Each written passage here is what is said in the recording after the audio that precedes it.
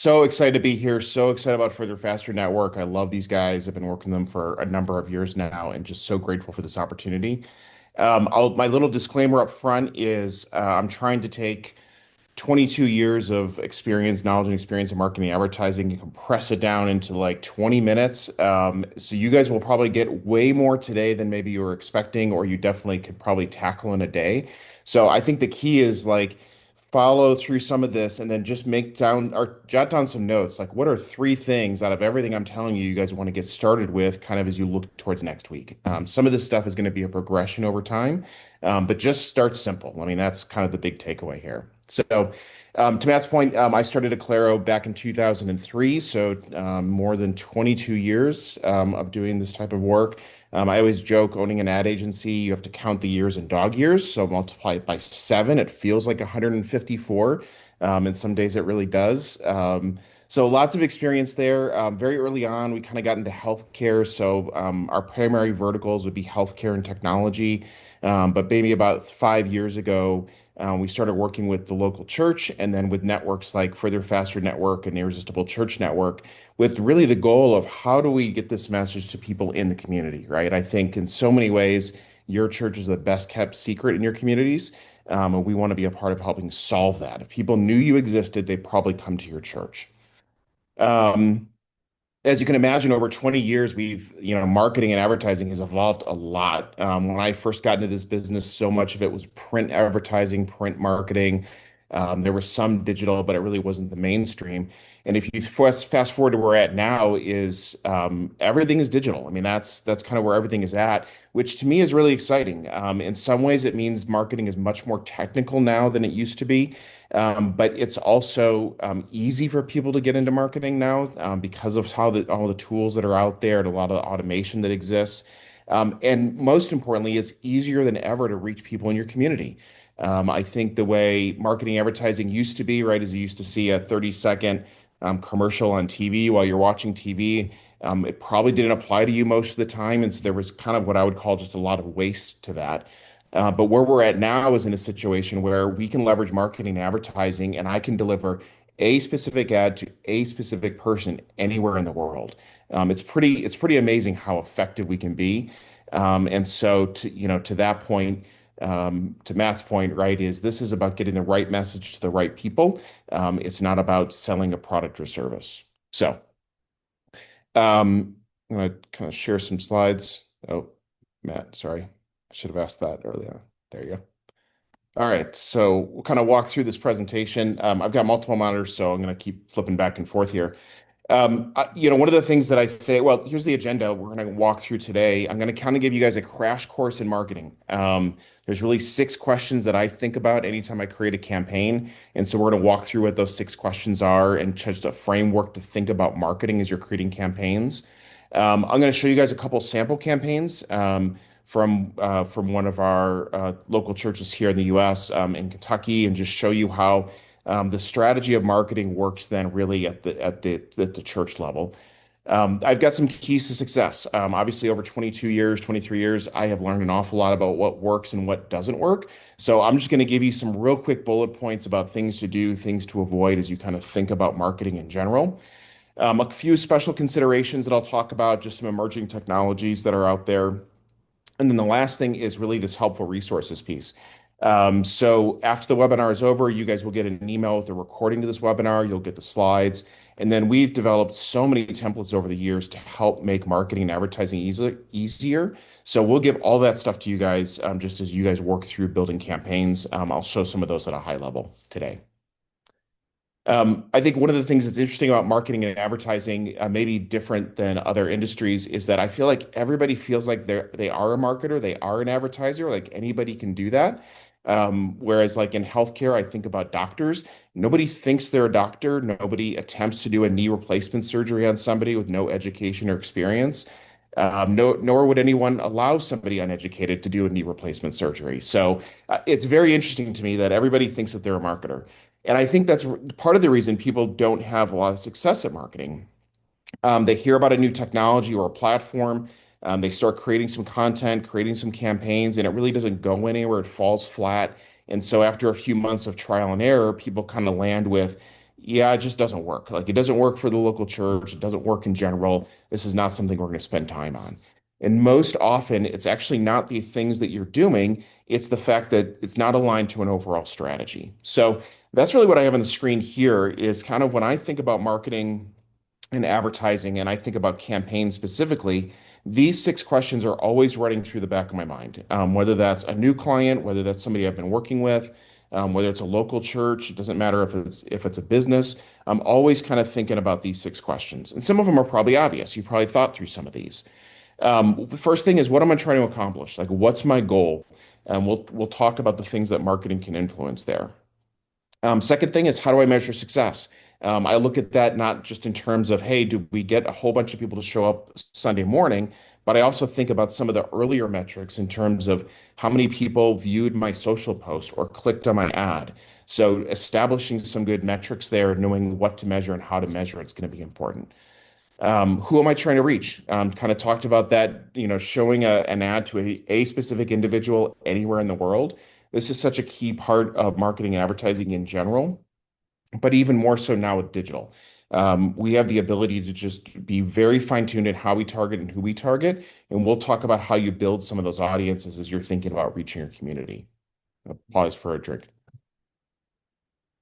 The next thing is how am I going to reach them? So it's good to know who I want to reach, but what's the best way to reach them? And a lot of that has to do with who they are, where they're at in your community. Some of this could be geographical, this could be demographic based in terms of age ranges.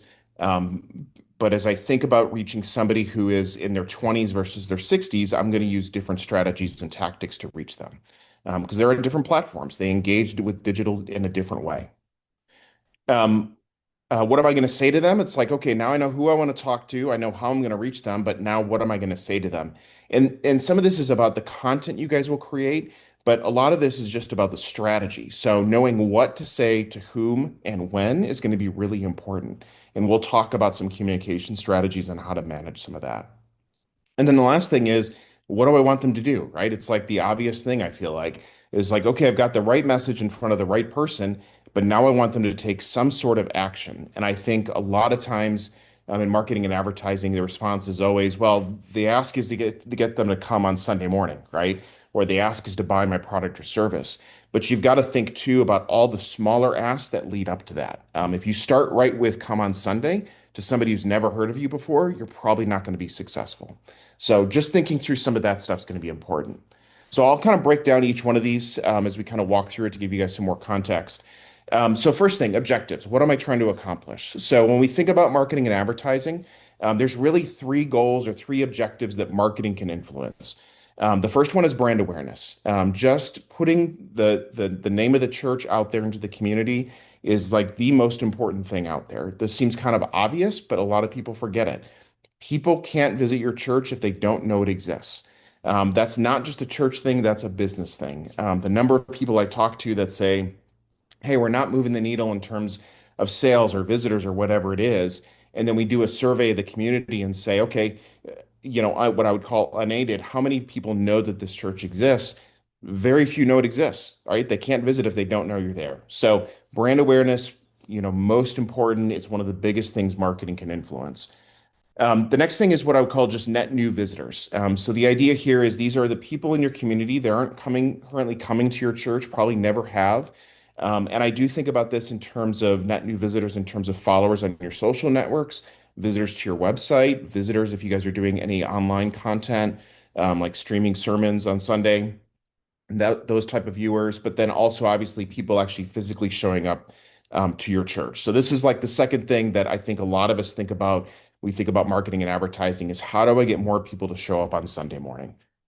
And then the third piece that is also valuable is really engagement from current attendees. So if you think about the people that are going to your church now that have engaged with your church, there's probably things you're doing now to get them to engage further. Maybe serve more, maybe give, maybe serve a local community partner. My guess is a lot of you guys are either posting that on social or maybe doing an email campaign. But there are a whole bunch of strategies and tactics that we can use in marketing that are actually more effective than social posts and email to drive engagement from your current attendees. So that's kind of really the first thing is what are we trying to accomplish with this campaign? Which one of those three are we going after? Okay. By my mouse. The next thing is KPIs, key performance indicators, right? How do I measure success? And I kind of alluded to this. I'm always looking at things in terms of leading and lagging indicators. So, leading indicators are some of those initial touch points or actions that somebody would take. If you think about this in terms of your social posts, if you put a post out there and one person likes it, right? That is a KPI, and it's probably something that we want to improve. We want people to like and share our post. We want more followers to what we're doing on organic social. The same thing is true with advertising, right? How many people saw our ad? How many people clicked on our ad? Lagging indicators would be the things that follow that, right? So they've done some of those initial actions, and now I'm looking at some of the results. Viewers to our website, if we have online content like YouTube videos, how many people have viewed my videos? How many visitors show up on a Sunday? I'm going to always, with every campaign, establish both leading and lagging indicators because it's how I know how to improve the system. An example of this is if my social posts are doing a great job, like we've added a ton of new followers to our social posts because of the content we're putting out there, but nobody is showing up on Sunday morning, it says something in that system, that marketing system is broken. I've got to fix something in the middle to get more of the social followers to show up on Sunday. So that's the value of some of the KPI piece. Target audiences, I kind of alluded to this. So I think generally in terms of demographics, ideally for your church, you're going to actually establish a number of different target audiences. At the highest level, I think about this in terms of the people that live within a certain number of miles of your church, right? And you've got to think about for your community, how far are people willing to drive to get to church on Sunday? We want to be very specific with our advertising. I would say that's something that's, a little bit tough on the organic social side. If you do a social post on Facebook, everybody in the world that can see that, right? We're reaching a whole bunch of people that will probably never come to your church because they're outside of your community. So the first thing I look at is how big is your community? How far are they willing to drive miles from the church? I think a little bit about demographics in this category in terms of you probably want to hit both male and female. There's probably an age range you're going after. If I think about it at the highest level, it's like an 18 to 65 plus is what I'm trying to target. And then potentially stage of life. So this is where some of the other audiences can come into play. I'll give you some examples of this. So for some communities, they look at their community and say, wow, young families that's a demographic that's really growing in our community. We really want to target young families. So you may build a target audience that's very specific to that, of people who are probably what, 25 to 45 years old. They're interested in topics such as parenting. They live probably closer to the church because they're probably not, I mean, with my kids, my 5-year-old, I'm not going to put them in the car for an hour. So probably within, 15 minutes of the church is where I would want to focus. So think about some of those different audience groups that you would set up. Again, you would have one kind of overarching one for the community, and then you would have some of these smaller ones like young families or empty nesters or high school students that you could also target. Okay.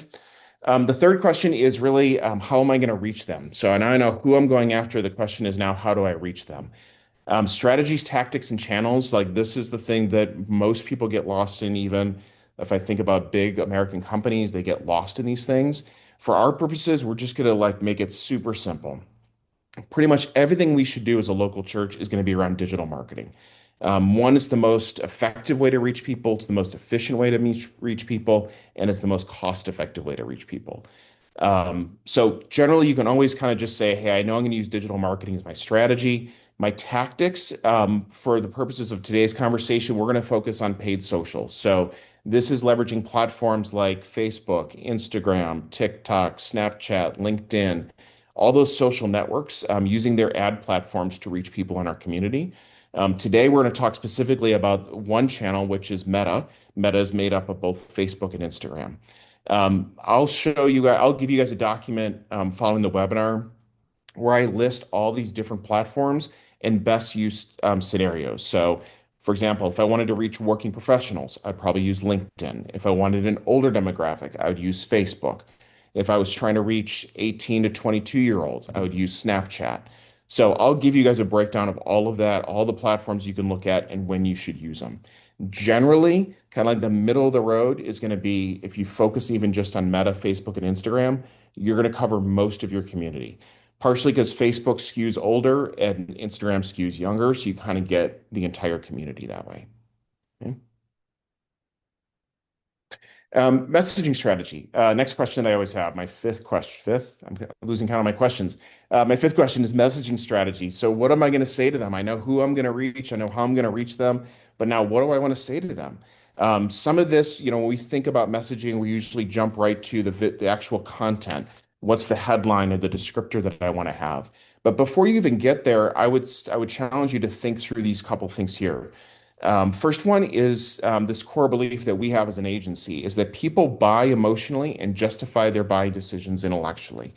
The idea here is that when we show an ad or marketing, any of that type of stuff, we're taking some of their time, we're taking some of their brain power. We need to do something to entertain them a little bit, make them laugh, make them smile, do something creative to kind of catch their attention as they're scrolling through all their posts, right? That's what's going to get them to engage with any marketing or advertising you do.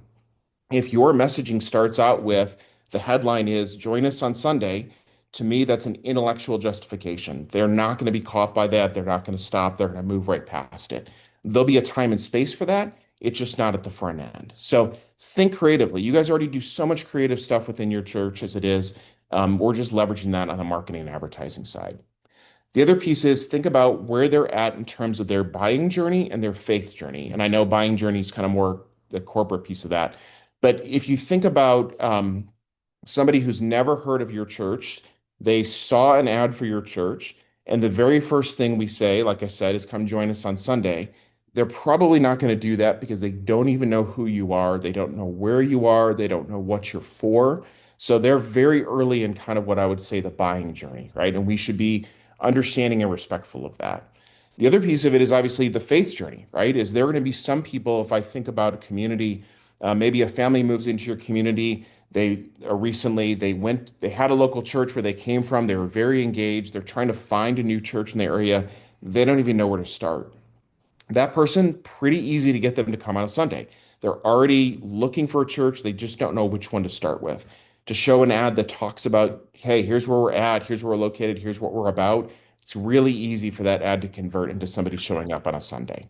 Whereas obviously, if you have somebody who has no interest in church, no interest in God, you're going to have to do a different approach in terms of how you market to them. And I'm going to show you some ad examples about how we do that in that case.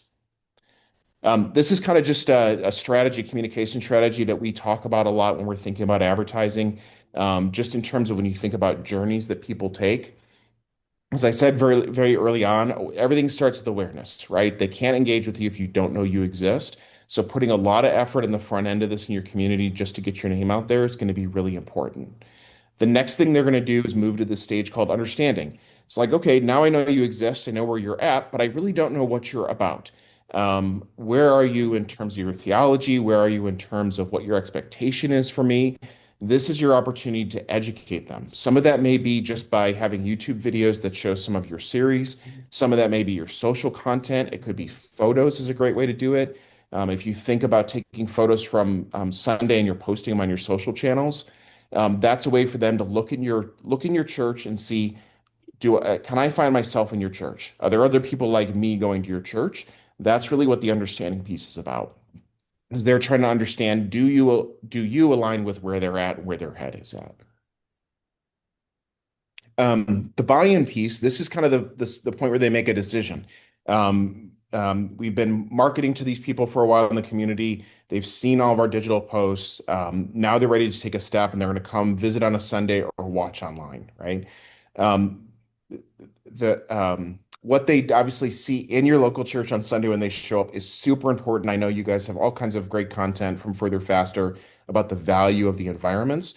One of the things we'll talk about with some keys to success is just making sure we have a consistent, what I would call brand experience. You guys are going to do a phenomenal job of the marketing and advertising side. We want to make sure that the experience they have in person on Sunday matches what they've seen digitally. We want to make sure there's resonance there. And then the last piece is really commitment. And that's kind of that third business objective I talked about. These are the people who are coming to your church on a regular basis, and you're looking for them to take a next step. And so there's different strategies we can leverage around the commitment piece of that. So those are really the six questions I ask really at a high level. I'm going to show you guys some examples, but before I kind of jump into some specific campaigns, I do want to talk a little bit about budget and allocation, right? I think it's really easy to think, and I did find my British pound symbol for these slides. I put dollars in when I first did it, so I'm very proud by that. When you think about budget and allocation, it's really easy to think, wow, we're not a big corporation. We don't have millions of dollars to put towards this. I don't know that we can do this. Again, one of the great things about digital is it's so cost effective. Starting with 100 quid, Matt, you'd be proud of me. I use quid. 100 quid a month in terms of your campaigns can go a long way, right? So don't think you're going to start in the thousands or tens of thousands of dollars. In fact, my recommendation, even to paying clients, is I start very conservative when I think about budget allocation. I want small amounts of money that I can test campaigns with and get success out of before I do anything further. Otherwise, we're just wasting funds. So start small, I think, is a really good thing. The other thing to just keep in mind is I'm gonna show you three campaigns we're running for Journey Church right now. What you do have to be careful of is diluting your budget too much. So what I wouldn't do is I wouldn't say, okay, 100 pounds a month is what I'm going to invest. I'm going to spread that across 10 campaigns. We're just not investing enough in each campaign to be effective. The campaign won't work. It'd be much better to take 100 pounds a month and put it towards one campaign and see how that works and then evolve from there. So just don't spread the kind of the budget too far across, especially when you think about advertising. Um, One call out here for some Instagram in particular. If you guys are doing regular social posts on Instagram, Instagram will always give you an option to do what's called boost a post. So for like 10 pounds, you could click that button and it'll push that ad out to more people outside of just the people following your channel, which is a great way to reach more people in your community for, like I said, 10 pounds. It's pretty inexpensive. All right, so let's get into some campaigns. Now that I've given you the strategy, you guys are now certified marketers. I give you guys a badge. I'll send that out to you guys. Now that you guys are marketers, I'm going to show you what this looks like in real life in terms of some campaigns. So, like I said, Journey Church is a church here in the U.S. in Kentucky that we've just started working with at the beginning of September. And really, I think they're probably maybe in a similar stage to you guys. They've been around for a while. I think that they've got a lot of people that come on a Sunday, but if you were to ask the community they serve, what percentage of the community even know they exist? It'd be a very small percentage, right? It's like a majority of the community doesn't even know this church exists. And so they kind of see, I think, what a lot of you guys are seeing is that digital is such a great way to get the message out there to the community and invite more people into the local church. So we really set up three campaigns that we're running from them now. The first one is really about brand awareness. Like I said, people can't go to your church if they don't know exists, and that's the purpose of this campaign. So brand awareness, my KPI, what I'm trying to accomplish is I'm trying to show this particular ad to as many people in the community as possible. We're pretty broad in our targeting. We're trying to hit everybody 18 to 65 years old within 60 miles of the church. And that's because for them, they said, yeah, regularly we have people willing to drive an hour to come visit us. So we should target that. That's our community. Just like you guys, I'm focusing them really on Meta, Facebook, and Instagram. And then when it comes to the messaging, our messaging strategy here is what I would call the one thing. And we ask everybody this question. If you can only communicate one thing about your church, and Matt, you kind of beat me to this. I think you did read my deck ahead of time. If you can only communicate one thing to your community about your church or about God, what's the one thing you would communicate? It should be short. It should be concise. You guys did a great job in chat and throwing out some examples there. But it should be something that can fit in kind of these little square digital ads, right? This really becomes what your brand stands for. It becomes your brand promise. It sets the expectation to people who don't know who you are, what you're about. So for Journey Church, this is their one thing is they want to always communicate to the community that they're about helping you live a better life. And so this theme is going to play through everything we do year in and year out. And our call to action here is really follow us, not follow us on Sunday, but follow us in terms of our social channels, visit our site, just stay connected to us digitally so you can see and experience over time what we're about. You'll see two different pieces of creative in here, kind of two call outs to that. One, and you'll see this in the next campaign or in two campaigns. One, obviously, we're using the full name of the church within this, using what I would call the mark, so the circle with the arrow on it, very intentionally because that's a big part of the brand.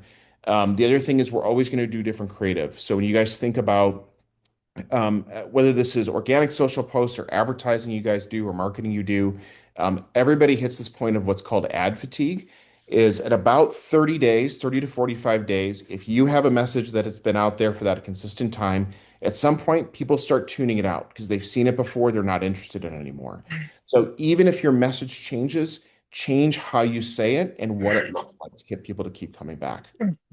The other thing that's true with them, and I think this is true with some of your churches too, is that their church building is actually not just a church building. Their building is actually a community center, so it is used throughout the week for community events. People from the community are in their building on a regular basis, kind of day in and day out. But very few people actually know that it's also a church or it is a church on Sundays. So we were very intentional in terms of using a photo of the building because I'm starting with something the community knows. The community knows the community center. They know the building. They drive by it all the time. They've probably gone to events there. I'm just connecting that to the idea that this is also a church on a Sunday. So that's why we're doing the kind of that very intentional thing. And again, goal here is not to get people on Sundays. Goal here is just how many people can I show this ad to in the community, and that's how I'm measuring success. The reality is this will turn into clicks on ads. It will turn into visit your websites. That's all like icing on the cake. I look at that and say, that's great. We weren't even expecting that as an outcome, but we got it. So that's kind of how I look at brand awareness in terms of business objectives or business, just in terms of goals and objectives. The next campaign that we set up for them is really about what's called borrowing some brand equity or brand halo effect. So like you guys, Journey Church has a lot of stuff in the community. They've got non-for-profit community partners that they do work with on a weekly basis. They're in there serving at food banks and homeless shelters. People within the church are obviously a key part of that.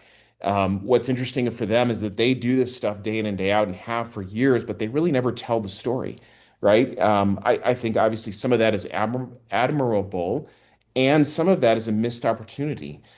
So this is one of the things that we looked at and said, you know what? We've got to make sure that we're pushing that story out. One, because it helps the local community partner. Hope Callaway benefits from us posting about what we're doing for them.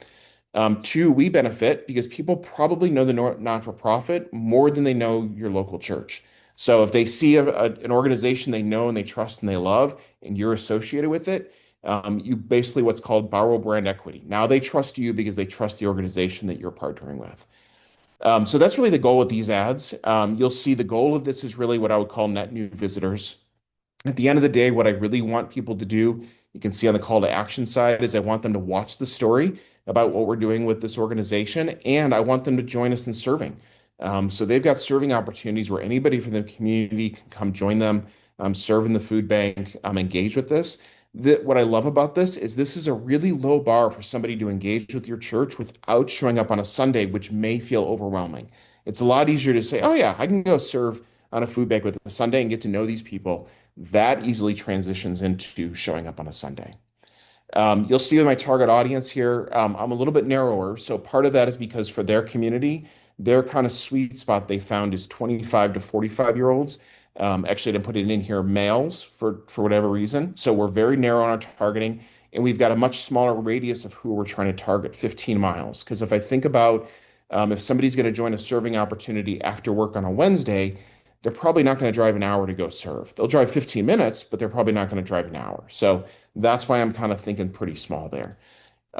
Strategies, tactics, that really stays the same. And then messaging, this, again, kind of goes back to the one thing they created this great tagline about be known for something good.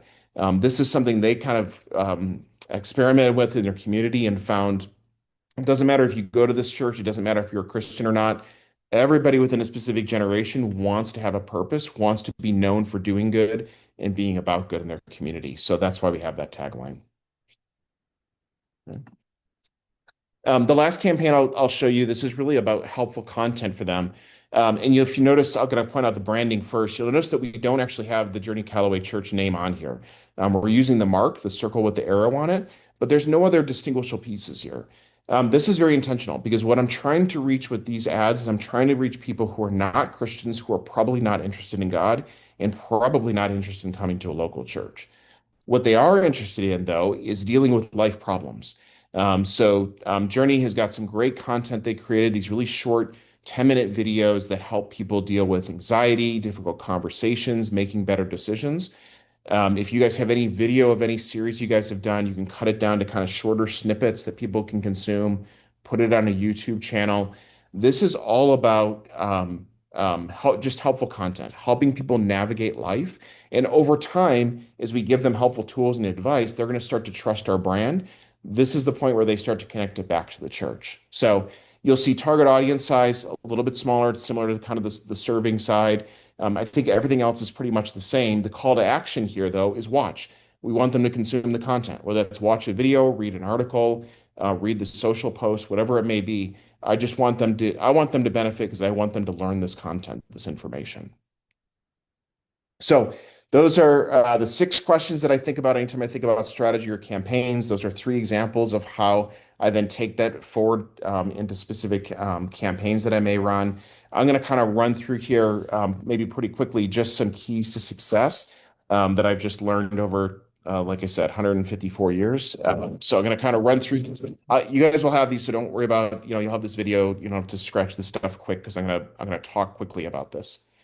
The first one is alignment. And the great thing for you guys, right, is you've heard these 6 questions. As long as you follow those 6 questions, you're going to have alignment. I kind of alluded to this early on. When campaigns don't work, when marketing advertising doesn't work, it means you're not following those 6 questions. It means you're just doing random things here or there and nothing's working. A really good example of that is that I'll hear often that a church will say, hey, we want to get more people to our church on a Sunday morning. That's great. To do that, we're going to do a bunch of social posts on Facebook and Instagram. The problem with that is that if you look at who's following your social posts, your Facebook and Instagram channels, it's people who already know you. It's not new people. So you're not going to accomplish your objective because you're using the wrong tools and the wrong channels. So use those 6 questions as, that strategy really works. The next thing is signal to noise, which is not a new concept. Actually, my friend Duncan, I was just in London a couple of weeks ago. We were talking about signal to noise. I think Steve Jobs was the first one to kind of develop this concept. But the way that I'm going to talk about it today is really about you think about all of the new technologies and all of the ways that you could market or advertise or reach your community. There is no shortage. There is a million ideas, and every day, even in my position, I get hit up by all kinds of companies with new ways to reach people in the community.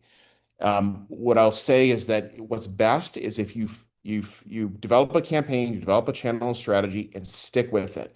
Like ignore the noise, push that off. Some of that stuff may work well, but if you keep changing to the latest and greatest things, you're never going to get where you want to go. So focus on one thing and do really well at it. The other thing is consistency. So a lot of organizations maybe struggle with this. What's important here is that staying in front of people, or else they're going to forget about you. So if you think about doing, let's say you were to do some social advertising or do some social posts, you put some stuff out there for about a month, you're really good with it, and then you kind of lose your way, and so you don't do anything for 2 months. By the time you come back to doing your marketing and advertising work, everybody's forgotten what you did 3 months ago.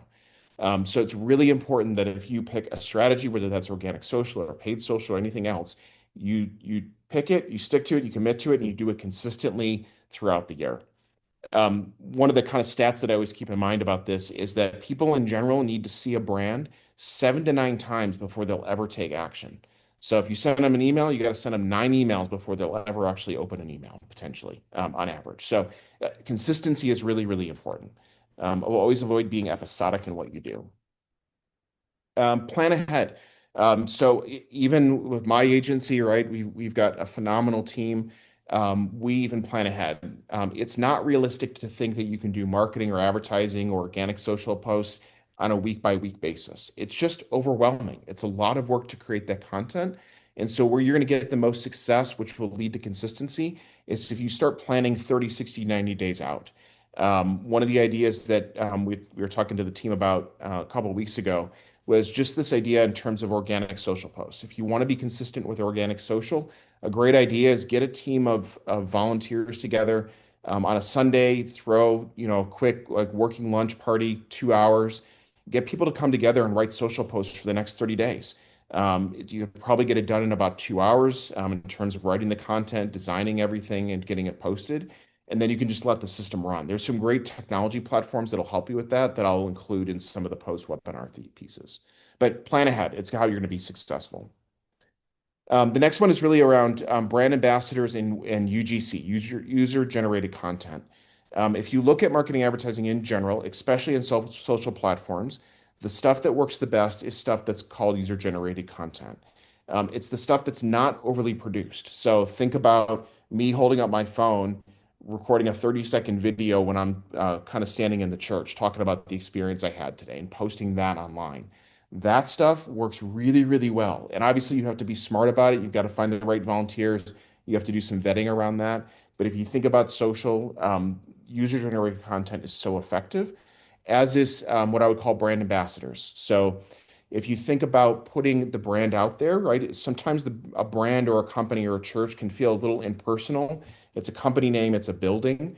What feels very personal is if they see the same face and the same name week in and week out on social posts and advertising. It's the person that they can go find at the church when they show up on a Sunday. If they start to build kind of this one-sided relationship with Rich, for example, via social, and then I go on a Sunday and I ask for Rich, and Rich is actually there, all of a sudden I have a relationship established with this person that I've never met. So brand ambassadors is a great way to get people to feel that emotional connection and feel connection to the church when they know nobody there. Quality of your digital home. So I know you guys talk a lot about in terms of quality of the church and the environments, making sure that it's got the right feeling and the aesthetic, making sure the building is clean. I mean, some of the obviously the very obvious stuff, but all of that also applies to your digital home. So think about your website, your social channels. Make sure you have social channels. Making sure that those look relevant and up to date is super important when you think about digital marketing and advertising. The first thing people are going to do when they learn you exist is they're going to go look at your website and then they're going to go check out your social channels.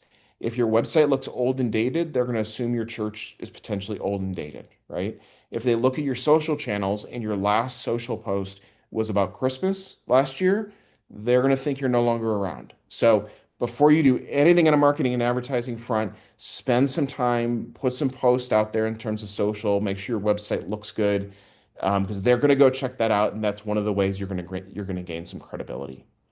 And then measure and adjust. Kind of like I said, is marketing is kind of this weird balance of you have to do it enough for a long enough period of time to be effective, and the reality is, some of your early campaigns aren't going to work. You're going to have to figure out what works and what doesn't over time. Don't be afraid to fail. I mean, it's one of the things I talk to clients all the time. My goal is to fail fast. I want to figure out all the stuff that doesn't work so I can get to the stuff that do work, that does work as quick as possible. Um, just a couple quick notes on special considerations. I'm going to show you some tools and we'll do Q&A. The first one is really AI assistance. So if you guys think about ChatGPT, Claude, Gemini, all these different AI tools are out there. It's really, really interesting in terms of the research. The way people used to find organizations and companies or things they needed was Google, right? Go to Google, do a search. You see the search results. You might see an ad. You might click on it, but that's how people would figure out find a solution to the problem that they have, if you will. What we're seeing more and more now is what's called one click buyer journeys. People more and more are going to a chat GPT and saying, hey, give me the name of 3 churches in my local community within 15 miles of my address. And whatever comes up in ChatGPT are the 3 they're going to consider. They're not going to do any other searches. So it's still kind of, I'm going to say cutting edge. It's still some of the early stages of this. The key to being found in AI assistance is a really strong website with really strong SEO. That's kind of the piece there. So just keep that in mind. Search can be very effective. All these other campaigns we've talked about, very effective. But just know, people are looking for your church on ChatGPT. Making that part of your strategy in 2026 would be really a really wise idea. And then plan for negative posts. So this is just true, I think, of our world, unfortunately, right? Is the more people find you, the more people see your church. Everybody has a complaint, I think, about everything to some extent. So what I would say is, as your name gets out there, expect some of that, the criticism to come in. I don't see that as a bad thing. What I see as a bad thing is if you have criticism and you do nothing about it. Have a plan, a strategy in place to address those people. It's an opportunity to maybe clarify what they're thinking about your local church. It's also an opportunity to learn how other people view your church from their perspective, right? They may see something on your website, your social channels that you never intended and you need to fix. It's a great opportunity to learn from some of those people. Okay. Last thing, let me just show you these templates real quick. I'm going to do these really, really quickly because just for questions. This is one of the documents I'm going to show you. So we talked about those 6 questions. That this is kind of this is like an overview for another client that we put together that just shows all of that information in kind of one sheet. So I'm going to give this to you guys 2 ways. One is blank, so you guys can fill it in for your particular needs. And the other way I'm going to do it is I'm going to fill all this in and give you a whole bunch of ideas like technologies to consider, teams to consider, tactics, strategies, all that kind of stuff. I'll give this to you 2 ways so you can use it as kind of a planning document. The other document that I'll send you guys as well is, I know this is a bit of an eye chart, but this is a great, what we would call just a media plan. So as you guys think about doing some of your marketing and advertising, I'll try to pull it in. One of the things that will help you a lot is if you plan everything offline, like Excel and Word documents, and then bring them into the different technology platforms you're going to use once you're ready. So I'll send you guys this too. Same thing. I'll give you a blank version you can fill out, and then I'll give you a version that's got a whole bunch of different examples for the local church, so you can see what other organizations are doing. You can obviously rip any, steal any of that, not the brand probably, but definitely use all of that stuff.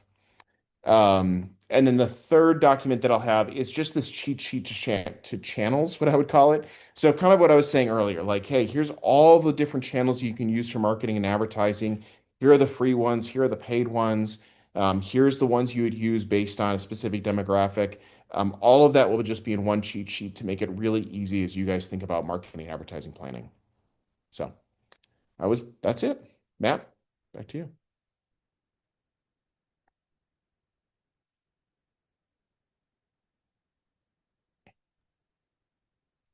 Brilliant. Thank you so much, Ryan. That was incredibly helpful. There was so much there, like drinking from a fire hydrant, as is often said around here, but so helpful. We've got some questions coming into the chat now. If you have got a question, feel free to make it as specific as you would like to your context. Ryan is not cheap if you want to get him to consult for you. So, so if you want to make the most of this, I really would throw some questions in there. They can be specific, they can be general. That would be brilliant. Ryan, just before we get into the Q&A, I'm sure you've heard the analogy of the two boats who set off, and they have just a degree of different heading on them, and as they start off, they go pretty close to each other, but by mile 30, they're in different continents. Um, and this feels like the stuff that you've shared feels like it could take us a really long way. Like there's a lot of mileage in this. But with everything like that, there's always opportunity to go off course and to drift. Are there things that, as teams and as leaders, we could be thinking of, maybe some principles or some ideas that sort of help us to continually return back to the right course in doing all of this?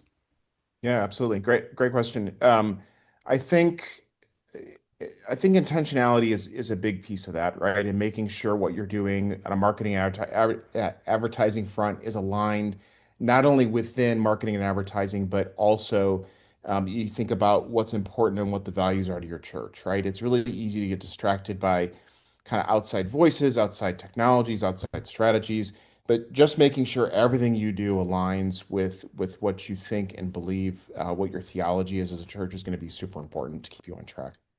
That's great. So we've got a question here from Chris. Chris has asked, can you give any advice on what types of images we should be using for posts? Specifically, what are your views on using AI generated images? Yeah, great question. So it actually that's even changed in the last, I would say, 3 or 6 months. If this was 3 months ago, I would have said absolutely do not use AI generated images because they're usually pretty horrible and they're pretty obvious. But some of the platforms have gotten a lot better that we're even starting to adopt some of that. So I would just say you have to spend the extra second or two to look at the AI images and make sure there's not something crazy out there, crazy hiding in your image, right? I think that's one thing. The other thing is just the importance of authenticity. So, the whole thing about truth in advertising, right? I'll joke about that a lot.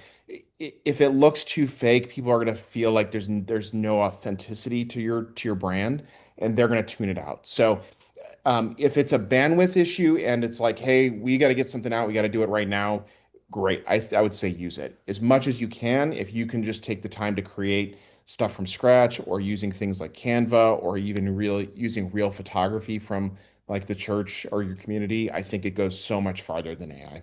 Hmm. People can sense care and they can sense carelessness, can't they? Yeah. And there's ways of generating images with AI or with just taking photos, both carelessly and carefully. And so Yeah, that, absolutely. I think you're right that that authenticity piece is important. Tracy here has sent us a question.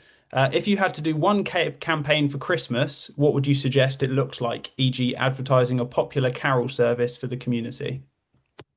Yeah, absolutely. And actually, just Chris, I didn't answer your answer. I guess I did about the types of images.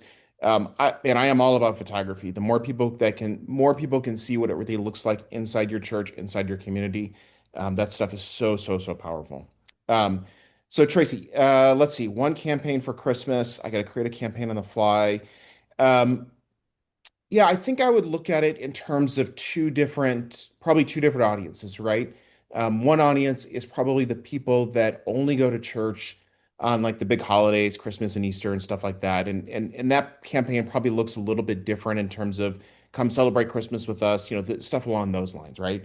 The other group would be the people that probably don't go to church, aren't interested in going to church, but they're willing to sing Christmas carols. I mean, they're willing to do some of that. So I think a campaign that targets them, I think you're dead on there in terms of service to the community. If you can make it a fun, engaging activity that serves people in the community, even kind of like I don't know if you guys do door-to-door caroling. I don't know if you guys do that, but even something fun like that, don't get arrested, obviously.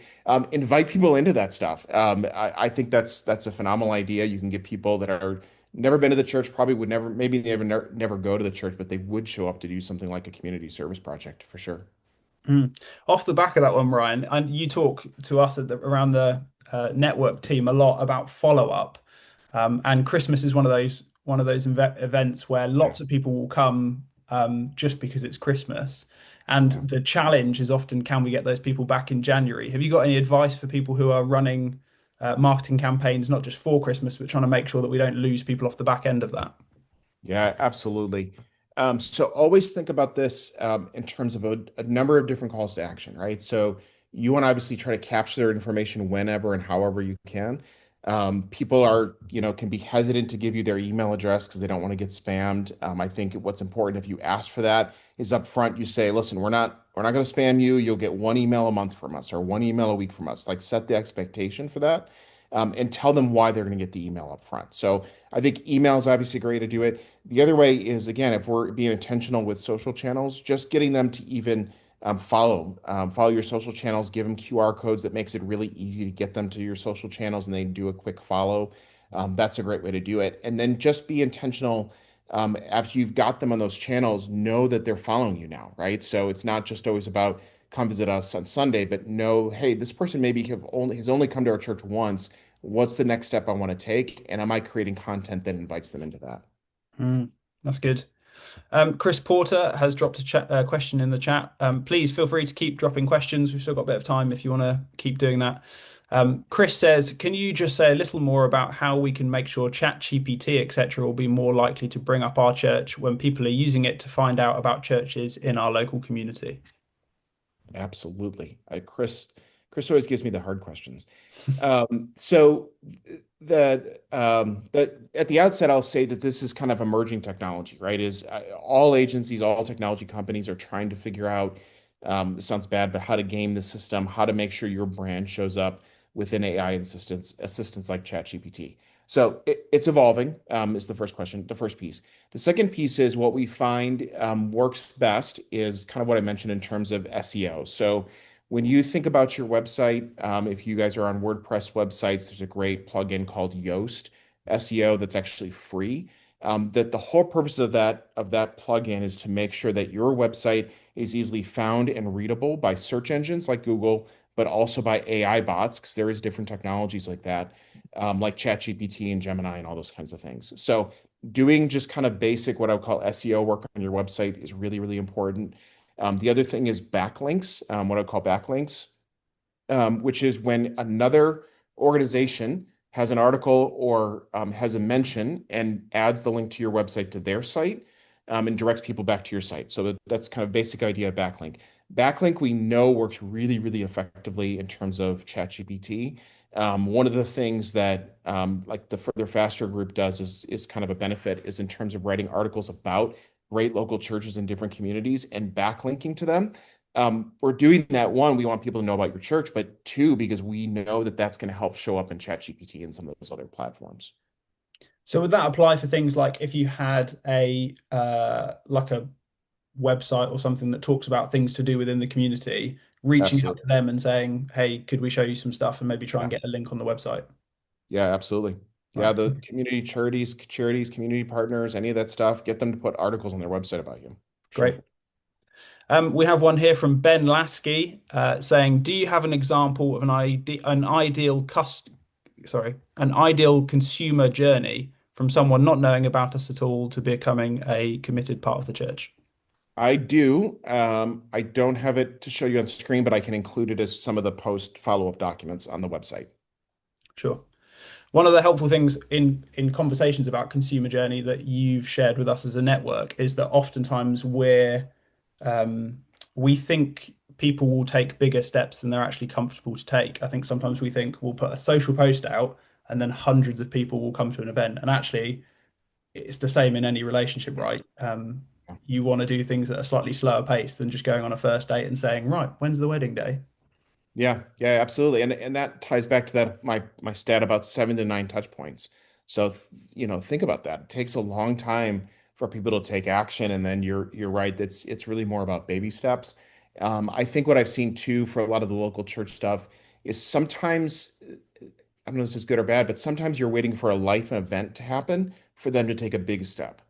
If something big happens in their life, they've lost their job, they're kind of at this point of crisis, and now they immediately need help from somebody. Now they're willing to jump in and come to the church on Sunday. So Mm, think about some of that too. Sometimes that just takes time. mm.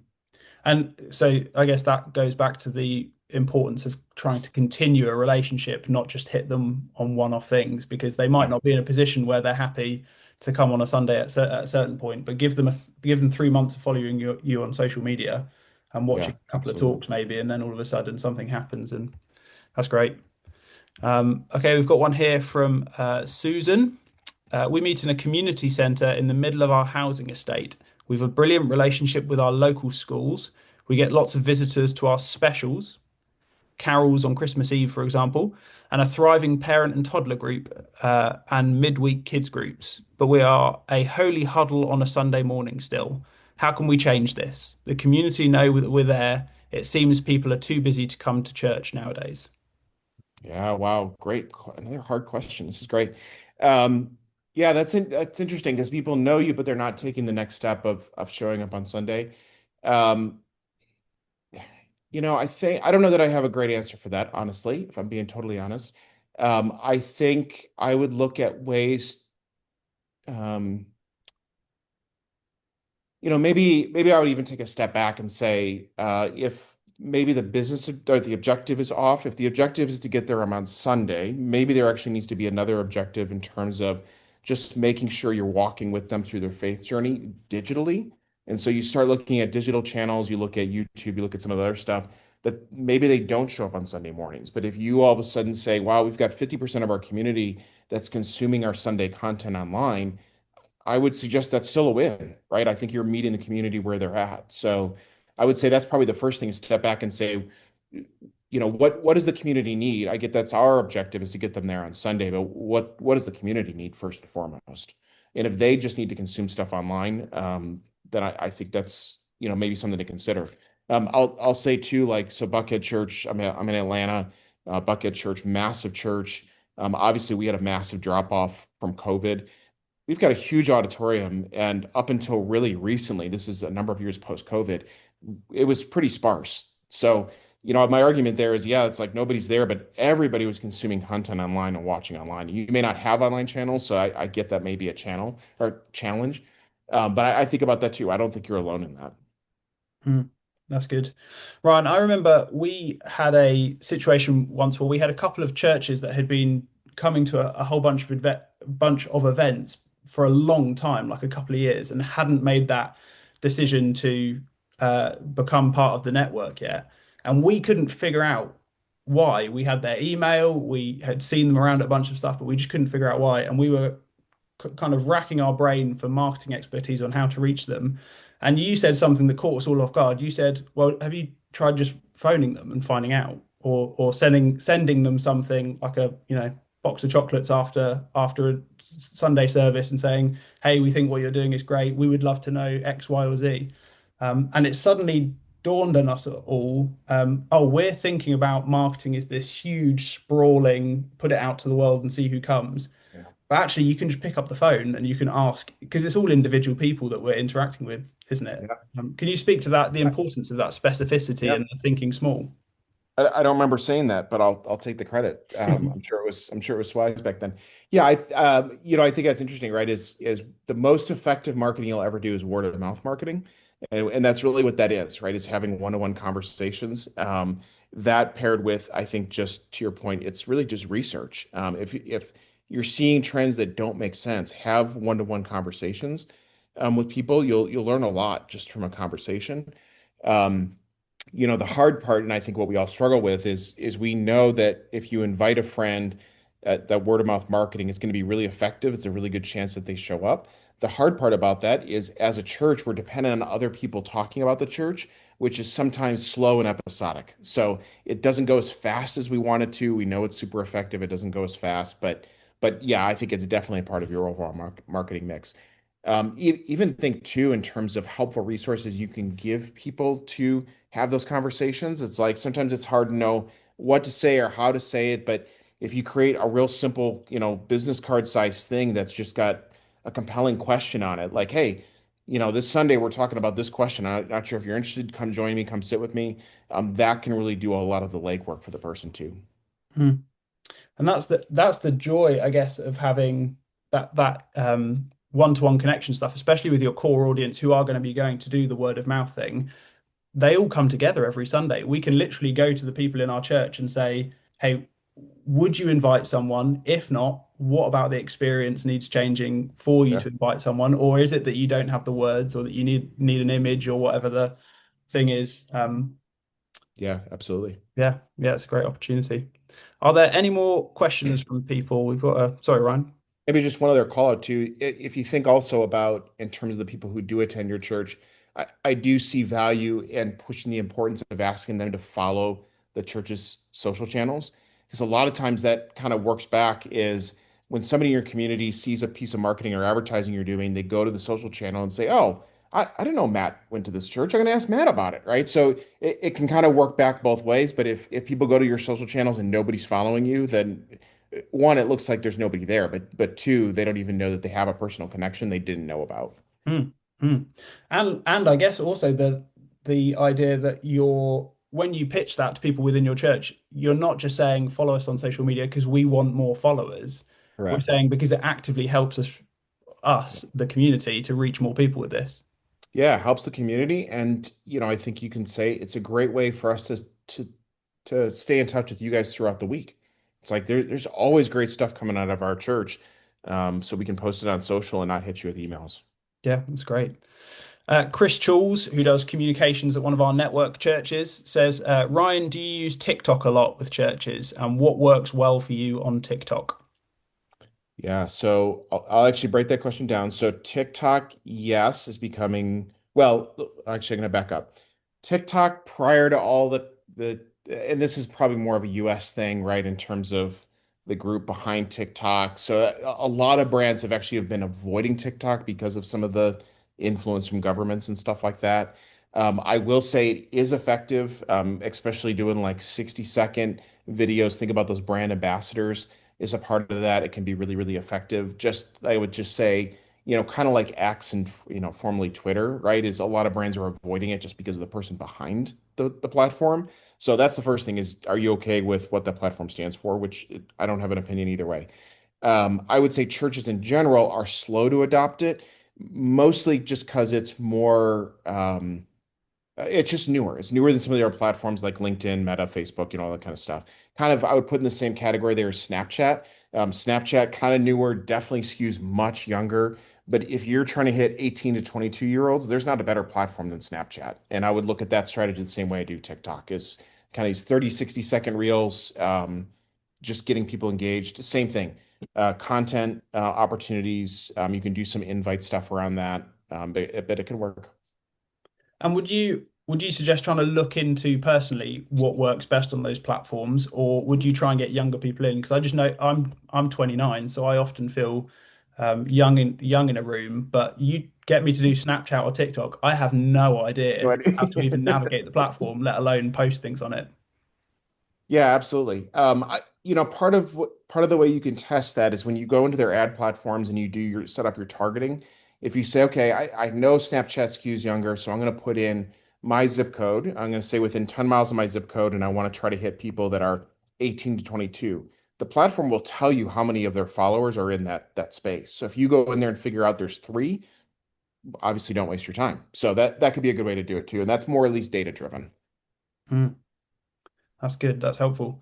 Ryan, have there been any major misses or missed opportunities or things that people have done that you look back on, maybe a client that you work with, or someone who's been doing marketing before you arrived and just thought, oh no, you shouldn't have done that. Are there any things that we should be potholes that we should be avoiding as we're going on this journey of trying to up our marketing?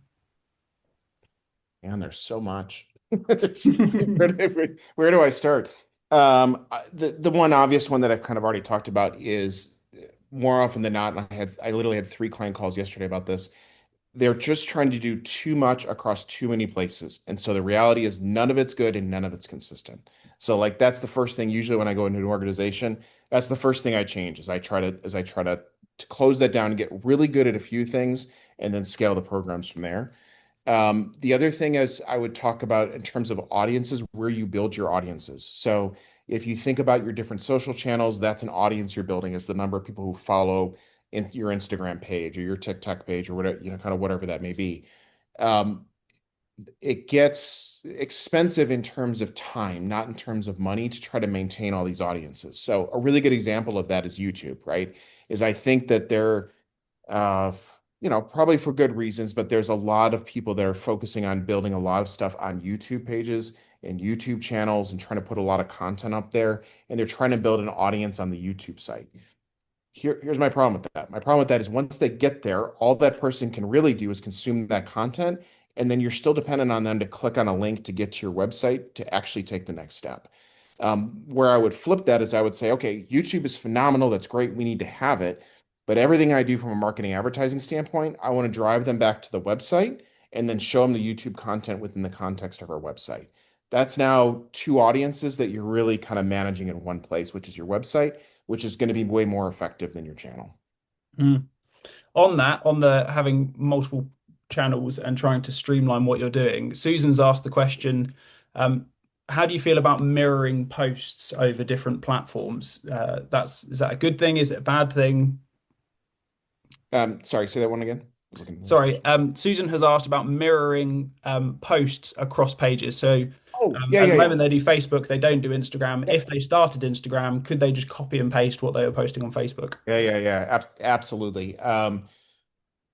So my suggestion there is that there are some free technologies like, and I'll put this in one of those documents like Buffer and Hootsuite that are platforms that just manage your social media channels that allow you to create one post and it'll automatically push it out to Facebook and Instagram for you automatically. It's like one post. I think it's fine to do the same thing across both. One of the other things that the platform can do is you can say, okay, I want to post the same text message to both of my channels, but for Instagram, I want to use this video, which is formatted as a square. It's going to work a little bit better. And Facebook, I want to use this still image. It helps you manage all that. So it could either be the same, I don't have a problem with that, or similar enough that it's not an additional lift. Like, don't feel like you're doubling the work. There's no reason to do that. Mm, that's great. So we've still got a little bit of time. If you do have any burning questions, people in the chat that you would like to throw into the chat, please do, and we'll make sure that we can get them to Ryan. In the meantime, here is a link going into the chat now for the other how-to hubs in the session. This is the final one that we're doing with Ryan for this year. We've done how-to hubs on a whole bunch of different topics. I remember in Steve Jobs's autobiography, he's quoted as saying that they only do two things at Apple. They make great products and they tell people about them. Ryan is telling us how we can tell people about the great things that we're doing, but there's always room to make the thing that we're doing better. And a lot of those how-to hub sessions speak to some of that, being intentional about some of the things that we're doing so that we can better reach people who don't have church experience. Um, the next how-to hubs. So we are doing some more how-to hubs. They're coming up next year. The first one is on January 7th. So you can put that in your diary. It's not up on our website yet. It will be up on our website soon. January 7th, same time, 1 p.m. With Leon Evans, who is a church leader in the Further Faster network. He's been with us right from the beginning. His church is a founding church in the network, and he's going to be talking about how you can get your church ready for the quiet revival. Lots of us are seeing people coming to our churches that we maybe didn't go out and find. They're just turning up at our churches, younger people often, and lots of church leaders who are noticing that are also asking the question, what do we do about that? Are our churches set up in a way that are going to answer the questions these people have coming? If you can't wait till January 7th, then coming into the chat now is a video from Network Director Duncan Banks. He has done a short video about just some things to consider as the quiet revival is kind of taking place in our country and people are coming to our churches. It's really short, it's really practical. I would highly recommend that, and not just because he's my father. Genuinely great content. The Further Faster Network link has just gone into the chat as well. We genuinely, and by we, I don't mean the Further Faster Network team. I mean everyone who is a part of this network, all of you on this call. We know that you are just so passionate about reaching people who are far from God. Maybe you have friends or family or neighbors or work colleagues in mind, and you just think, man, I wish that they would find a place where it was easy for them to explore faith and following Jesus. And this community is doing that. We're a group of leaders who haven't got the formula sorted. We haven't got it perfect, but we are really desperate to see a church in every community across the UK and Ireland where unchurched people can come and don't feel like, oh goodness, I don't have any background. I don't know the context. I don't know what's going on, and I feel lost here. So thank you so much for being a part of that journey. Ryan, thank you for being part of that journey, for helping us do that better. I know from having lots of conversations with you in different places around the world, you genuinely care about this group of people, these church leaders in the UK, and their mission to reach unchurched people. Before we head, we've got one more question, I think, from Ricky Rue. Ricky has said, we need to head off, but thanks, Ryan and Matt. It's been really helpful. Looking forward to receiving the resources after. So you're going to throw the resources in an email that's coming up. So everyone will get all those resources, the slide deck and all that sort of stuff. Any final words, Ryan? I don't think so. If you guys have questions as you consume all this, feel free to send Further Faster an email about it. We're happy to answer all of those questions. Absolutely. Ryan, thank you so much for your time. Thank you for your investment in our network. It's been great having you. Thank See you, you later, Matt. Have everyone. a great day. Thanks.